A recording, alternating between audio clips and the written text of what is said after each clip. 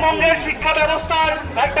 বালুরঘাটে জেলা বিদ্যালয় পরিদর্শক মাধ্যমিকের দপ্তরে বিক্ষোভ প্রদর্শন করলেন চাকরিহারা শিক্ষকরা, শিক্ষিকা ও শিক্ষাকর্মীরা।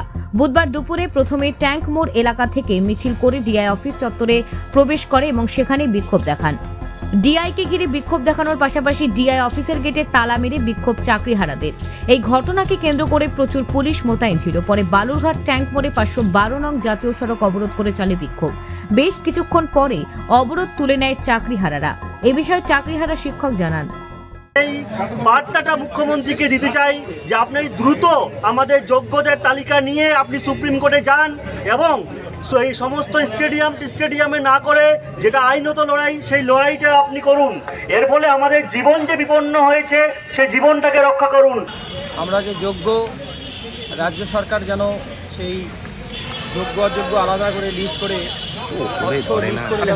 সুপ্রিম কোর্টে দেয়, সুপ্রিম কোর্টে যেন জমা দেয়। আমরা যেন যোগ্য, প্রকৃতই যে যোগ্য, তার যেন সসম্মানে আমরা আবার স্কুলে ফিরতে পারি। এ বিষয়ে জেলা স্কুল পরিদর্শক মাধ্যমিক দেবাশিস সমাদ্দার জানান, বিক্ষোভ দেখাচ্ছে কি বিষয়? সুপ্রিম কোর্টের জাজমেন্ট, এখানে আমার কিছু করার নেই। যেভাবে ইনস্ট্রাকশন আসছে সেভাবে আমরা আমাদের অফিস এইভাবে খোলা রাখার, বন্ধ রাখার তো কোনো ইয়ে নেই।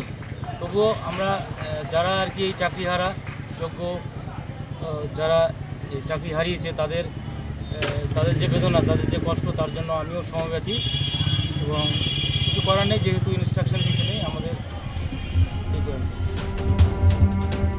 বালুরঘাট থেকে রিপন ভৌমিকের প্রতিবেদন, নিউজ টুডে।